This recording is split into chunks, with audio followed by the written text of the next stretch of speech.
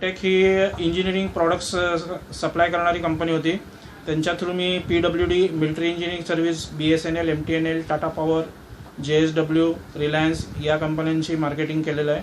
एमको ट्रान्सफॉर्मर्समध्ये मी माझा major period of 8 years काढलेला आहे. त्याच्यामध्ये all over India state electricity boards for energy meters आणि ट्रान्सफॉर्मर्स याचं marketing by the way of tendering, execution, inspection, coordination till final payment collection.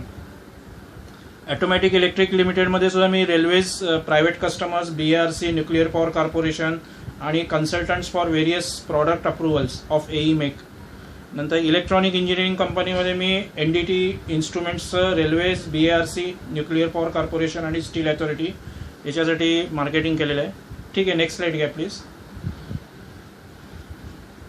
2019 जानेवारीच्या 2019 मी माझा स्वतःचा मार्केटिंग कन्सल्टन्सीचा व्यवसाय सुरुवात केला bye the name of VV enterprises, ज्याच्यामध्ये मी काही जणांची प्रॉडक्ट्स ही कमिशन बेसिसवर विकण्यासाठी घेतली आणि तिथून मी सुरुवात केली. Next slide please. हे मार्केटिंग करताना मला असं आढळलं की स्मॉल स्केल सेक्टरमध्ये बऱ्याच लोकांना टेंडरिंग आणि वेंडर रजिस्ट्रेशन प्रोसेस याबद्दल काहीच माहिती नाही आहे. करोड्स ऑफ रुपीजची टेंडर्स ही येत असतात गव्हर्नमेंटमध्ये, पण कोणालाच त्याबद्दल माहिती नसते. तर मी त्याच्यासाठी काम करण्याचं ठरवलं आणि माझ्या आहे त्याच एक्झिस्टिंग बिझनेसचं फक्त रिनेम केलं by the name of Tendertech for providing the services in the domain of e-tendering and e-procurement. Next slide please. तर इथे मी डिफरन्स हा होता की पूर्वी फिजिकल टेंडरिंग होतं 2010 पूर्वी, आणि 2010 नंतर त्याचं कन्व्हर्जन ई-टेंडरिंगमध्ये झालेलं आहे. तर त्याचे मी ठळक वैशिष्ट्य एवढंच सांगतो की फिजिकल टेंडरिंगमध्ये तुम्हाला फिजिकली टेंडर सबमिट नेऊन करावं लागायचं. ज्या कस्टमरकडे आहे तिथे स्पीड पोस्ट कुरिअर करावं लागायचं, इन ॲडव्हान्स प्रिपरेशन करावं लागायचं. आता तुम्ही ऑनलाईन ई-टेंडरिंगमध्ये शेवटच्या क्षणापर्यंत टेंडर सबमिट करू शकता, but it is not practically recommended. I suggest you to make the tender in advance 4 hours, 6 hours or at least 1 day in advance, so as to avoid the last minute complications of network issue or any other issues. इथे physical टेंडरमध्ये तुम्हाला results कळायचेच असं नाही आहे, पण E टेंडरिंगमध्ये तुम्हाला prices या सगळ्यांच्या declare होतात, त्यामुळे तुम्हाला ऑटोमॅटिक कॉम्पिटिटर डाटा हा मिळत असतो. काही केसेसमध्ये फिजिकलमध्ये डिसिजन घेतले जात नाहीत, पण ई टेंडरिंगमध्ये प्रोसेस ट्रान्सपरंट असल्यामुळे त्यांना डिसिजन्स हे घ्यावे लागतात आणि डिसिजन मेकिंग फास्ट झालेले आहे. Next slide please sir. Sir next slide. E tendering आणि वेंडर रजिस्ट्रेशनसाठी तुम्हाला काय काय मिनिमम रिक्वायरमेंट पाहिजे ते मी इथे मेन्शन केलेलं आहे. Laptop, desktop with internet explorer पाहिजे. तुमच्याकडे क्लास 3 डिजिटल सिग्नेचर असणं आवश्यक आहे. तुमची कंपनी रजिस्टर्ड पाहिजे, त्याचं प्रॉपर डॉक्युमेंट तुमच्याकडे पाहिजे.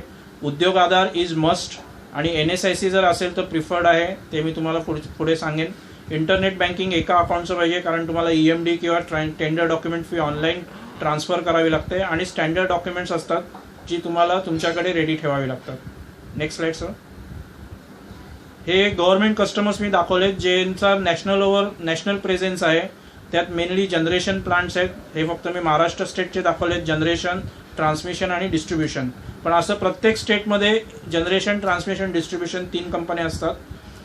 टाटा पॉवर ही मुंबईची इलेक्ट्रिक सप्लाय करणारी आहे. BEST पण इलेक्ट्रिक सप्लाय करते आणि ट्रान्सपोर्टमध्ये आहे. Indian railways is one of the biggest customer, ज्याचं all over India railway network आहे. जी गोष्ट सेंट्रल रेल्वेला लागते तीच वेस्टर्न रेल्वेला लागते, आणि तीच सगळ्या ऑल ओव्हर इंडियाच्या सगळ्या रेल्वेजना लागते. तर एका ठिकाणी रजिस्ट्रेशन केल्यानं तुम्ही सगळ्या या रेल्वेजना सप्लाय करू शकता, आणि त्यांची वास्ट क्वांटिटीमध्ये रिक्वायरमेंट असते. BRC, न्यूक्लिअर पॉवर कॉर्पोरेशन आणि काही प्रायव्हेट कस्टमर्स आहेत. BPCL, HPCL, IOCL, Deepak fertilizers, Rashtriya chemical fertilizers. Next slide please. Indian Ordnance Factory is one of the major customer which gives the equipments for Army, Navy and Air Force. आणि army, navy आणि air force यांचं जो separate government departments आहेत, ज्याच्यामध्ये त्यांचं procurement हे individually carry केलं जातं. माझगाव डॉक ही शिपिंग कंपनी आहे, ज्याच्यामध्ये शिप बिल्डिंग केलं जातं, आणि त्यांची पण कंटिन्युअस मॅक्झिमम रिक्वायरमेंट असते. Military engineering services providing services to military, आणि प्रायव्हेटमध्ये लार्सन अँड टुब्रो, रिलायन्स आणि अशा जायंट बऱ्याच कंपन्या आहेत ज्या मी इथे लिस्ट करायला गेलो तर त्याचं एक सेपरेट प्रेझेंटेशन होईल. Next slide please. Vendor registration process काय आहे, तर जसं तुम्हाला एखाद्या कंपनीत एंट्री करायची असेल तर तुम्हाला सिक्युरिटीमध्ये जाऊन तुम्हाला गेट पास हा बनवावा लागेल. त्याचप्रमाणे जर तुम्हाला गव्हर्नमेंटमध्ये बिझनेस करायचा असेल तर तुम्हाला वेंडर रजिस्ट्रेशन प्रोसेस ही मॅन्डेटरी असते. त्याशिवाय तुम्ही पुढे काही तुमचं रजिस्ट्रेशन केल्याशिवाय तुम्ही टेंडरिंगला पार्टिसिपेट करू शकत नाही. जर MSEDCL, रेल्वेज हे जे जायंट कस्टमर्स आहेत ते ऑनलाईन वेंडर रजिस्ट्रेशन बरोबर तुम्हाला फिजिकल डॉक्युमेंट्स पण सबमिट करायला सांगतात. त्यांचं व्हेरिफिकेशन होतं आणि ते इन्स्पेक्शनला येऊन स्वतः तुमचं वेंडर असेसमेंट करतात आणि त्याच्यानंतर तुम्हाला वेंडर रजिस्ट्रेशन सर्टिफिकेट मिळतं. Next slide please. कुठल्या कुठल्या प्रकारची टेंडर्स पब्लिश होतात. अच्छा, वेंडर रजिस्ट्रेशन कुठल्या वेबसाईट्सवर करावी याची मी माहिती दिलेली आहे. Central public procurement, it is for national level tender. GeM हे तुम्हाला माहीत असेल गव्हर्नमेंट ई मार्केट पोर्टल आहे ज्याच्यावर स्टेट आणि सेंट्रलचं बरंचसं प्रोक्युरमेंट होतं. त्याच्याबद्दल तुम्हाला जर रजिस्ट्रेशन करायचं असेल तर मी तुम्हाला मदत करू शकतो. महाटेंडर हे एक पोर्टल आहे ज्याच्यामध्ये महाराष्ट्र स्टेट गव्हर्नमेंटच्या ऑर्गनायझेशन्स, ग्रामपंचायत, जिल्हा परिषद, नगरपालिका, म्युन्सिपल कॉर्पोरेशन्स या सगळ्यांची टेंडर्स ही महाटेंडरवर येतात. नंतर इंडियन रेल्वेजची सेपरेट वेबसाईट आहे, BRCची सेपरेट वेबसाईट आहे, न्यूक्लिअर पॉवर कॉर्पोरेशनची सेपरेट वेबसाईट आहे, ONGC is also one of the largest customer, आणि state electricity boards not only in Maharashtra but all over India basis, आणि BRC, nuclear power corporation, ordnance factory, steel authority India, PWD, central PWD, military engineering services, आणि असे navy, army, air force असे बरेच government customers आहेत. जवळपास तुम्ही 2000 पेक्षा जास्त गव्हर्नमेंट ऑर्गनायझेशन्स आज भारतामध्ये आहेत. त्याच्यासाठी तुम्ही वेंडर रजिस्ट्रेशन्स करू शकता आणि त्यांना मटेरियल तुमचं सप्लाय करू शकता. Next slide please.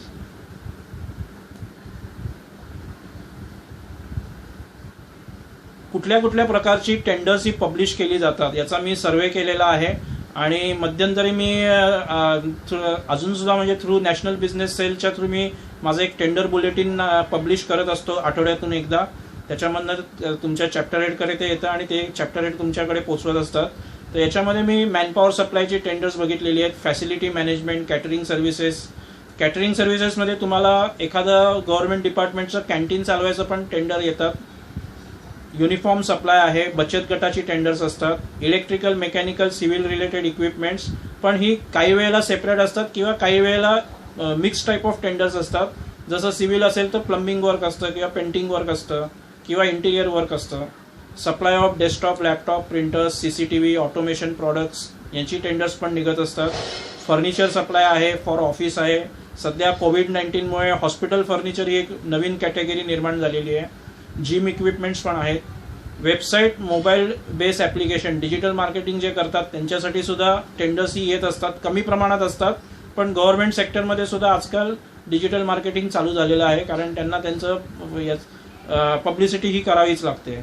Next slide please. Stationery items आहेत, त्याच्यात प्रिंटिंग स्टेशनरी ऑफिसची असते, printers, scanners, video phones, lab instruments, transport vehicle. गव्हर्नमेंटवाले शक्यतो स्वतःच्या गाड्या परचेस करत नाहीत, they always hire the transport services. माझी रिसेंट सक्सेस स्टोरी एक आहे की मी पालघरच्या एका कस्टमरला त्याला टेंडर कसं कोट करायचं हे माहीत नव्हतं, तरीसुद्धा त्यांनी मला एक दिवस अगोदर बोलवून त्याला मी एक दिवस अगोदर जाऊन त्याचं टेंडर सबमिट केलं. त्याला 1.18 करोडचं पालघर जिल्ह्यातलं फक्त 3 वर्षाचं ट्रान्सपोर्ट व्हेकलचं टेंडर मिळालेलं आहे. कॅन्टीन रनिंग सर्व्हिसेस आहे, मेडिकल, सर्जिकल इक्विपमेंट सध्या वाढलेली आहे त्याची रिक्वायरमेंट, त्याची टेंडर्स बऱ्याच ठिकाणी आहेत. रूफटॉप सोलर पॅनल्स आणि त्याच्याशी रिलेटेड सोलर रिलेटेड बरीच टेंडर्स असतात. तर तुम्ही तुमचं प्रॉडक्ट सांगा आणि मी तुम्हाला ते टेंडर हुडकून देण्यासाठी मी पूर्ण मदत करेन आणि ते टेंडर पोचवण्यासाठी तुमच्याकडे हा माझा ॲश्युरन्स राहील. Next slide sir. What is MSME आणि वाय इट इज रिक्वायर्ड. सगळ्यांना माहीत असेल MSME काय आहे. Ministry of micro small medium एंटरप्राइजेससाठी मिनिस्ट्री एक तयार केलेली आहे. Next slide please.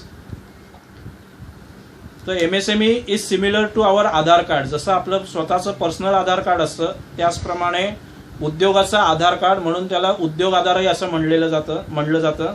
तर it is one and the same thing. MSME certificate आणि उद्योग आधार हे एकाच सर्टिफिकेटची 2 नावं आहेत आणि 3 कॅटेगरीमध्ये ही इंडस्ट्री आहे, micro, small and medium.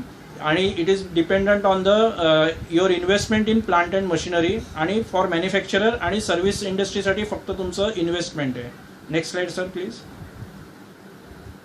Existing पूर्वी जे MSME होतं ते 25 लाखापर्यंत होतं. फॉर द मायक्रो 25 लाखापर्यंत मॅन्युफॅक्चररसाठी होतं.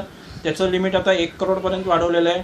स्मॉल इंडस्ट्री ही मॅन्युफॅक्चरिंगसाठी 5 करोडपर्यंत प्लांट अँड मशिनरी होती, ती आता 10 करोडपर्यंत केलेली आहे. आणि मीडियम स्केल इंडस्ट्रीसाठी पूर्वीची plant and machinery investment limit 10 crore होतं, ते आता वाढवून 20 करोड केलेलं आहे. आणि सर्व्हिस इंडस्ट्रीसाठी सगळं त्याच प्रमाणात रिस्पेक्टिव्ह चेंज झालेलं आहे. 10 लाखाची इन्व्हेस्टमेंट असेल, पूर्वी ते 10 लाखापर्यंतच्या इन्व्हेस्टमेंटवाले मायक्रोमध्ये होते, आता त्यांचं लिमिट 5 करोडपर्यंत वाढवलेलं आहे. 2 करोडची इन्व्हेस्टमेंट स्मॉल स्केलमध्ये होती, त्याचं लिमिट आता 50 करोड केलेलं आहे.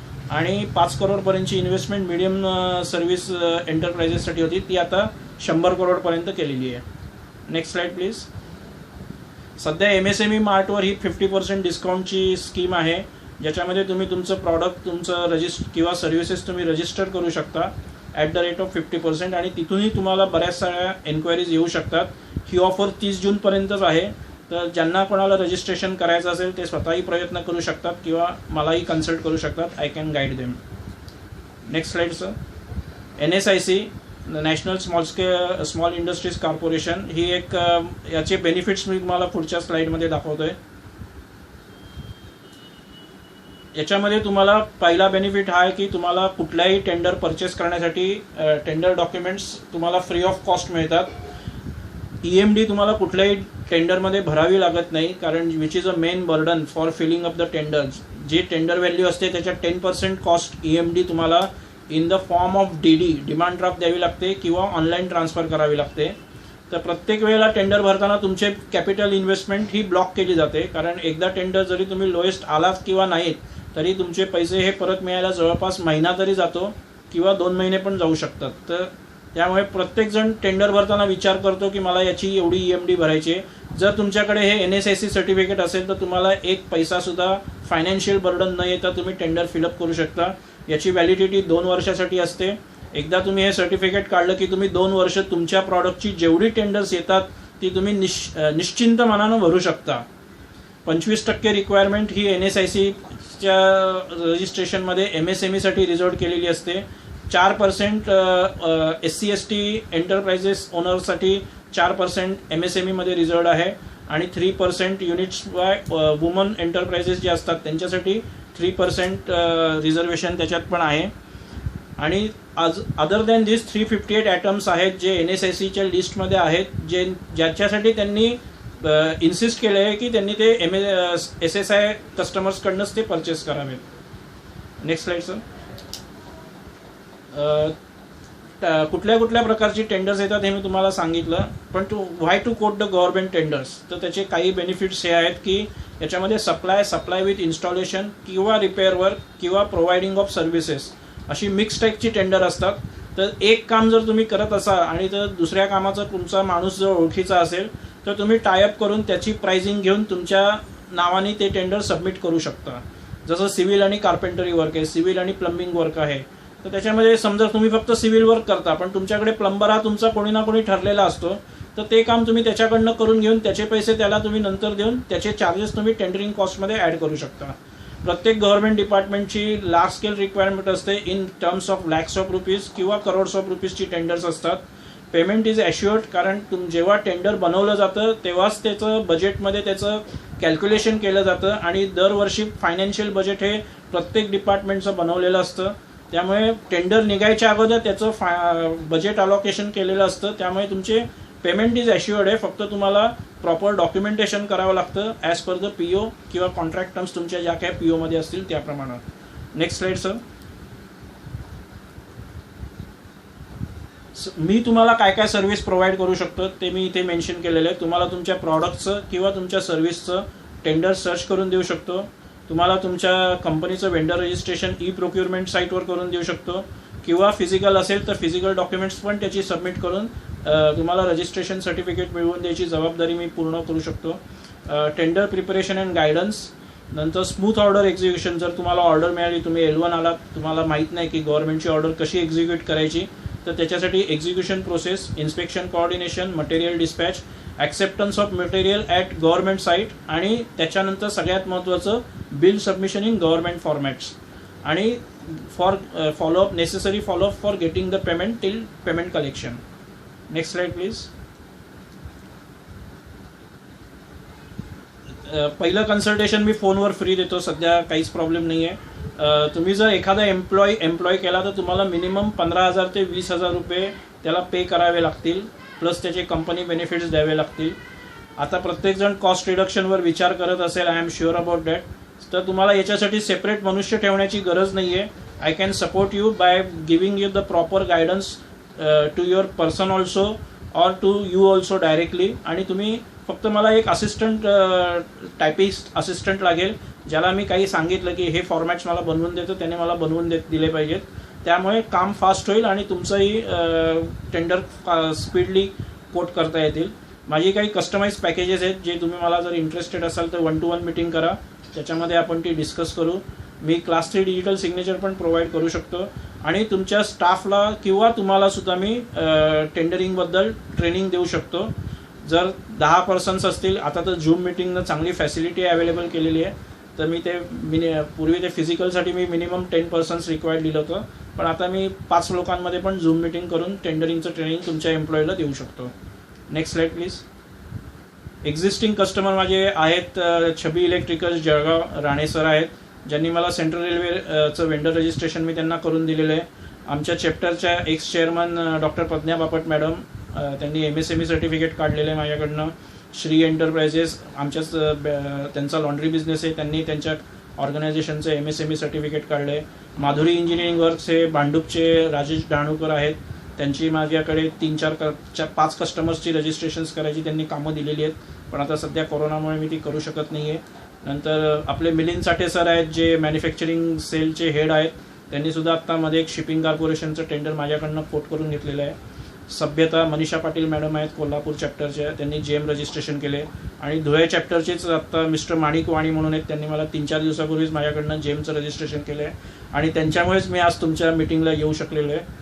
तर next your name can be also here. आणि काही बिझनेस मला मी 5 स्टार, माझं जस्ट डायलवर मी माझ्या याचं रजिस्ट्रेशन केलेलं आहे, आणि त्याच्यावर माझे 5 आउट ऑफ 5 स्टार रेटिंग दिलेले बरेच कस्टमर्स आहेत. Next slide please. हे छबी इलेक्ट्रिकलनं दिलेलं परफॉर्मन्स सर्टिफिकेट आहे. They was very happy for giving the service within short span of time. त्यांना मी विदिन 1 मंथ सेंट्रल रेल्वेचं रजिस्ट्रेशनचं सर्टिफिकेट आणून दिलं होतं, जे त्यांना हवं होतं. Next slide. Thank you very much for giving me the opportunity and sparing your valuable time for listening my presentation. जर काही तुम्हाला शंका असतील तर तुम्ही माझ्याशी पर्सनली 1-to-1 करा. माझा नंबर पुढच्या याच्यात दिलेला आहे. Sir next slide please. माझा नंबर तरी नोट करून घ्या, कारण मला चॅटबॉक्समध्ये नंबर टाकता येत नाही आहे काही कारणामुळे. मला चॅटबॉक्सच दिसत नाही आहे मोबाईलवर. तर कृपया माझा नंबर लिहून घ्या आणि नंतर माझ्याशी 1-to-1 मीटिंग करा. I will help you accordingly your product and your service. काही प्रश्न विचारायला वेळ असेल तर आपण आत्ता घेऊ शकतो, नाहीतर आपण नंतरही डिस्कस करू शकतो. परत एकदा धन्यवाद.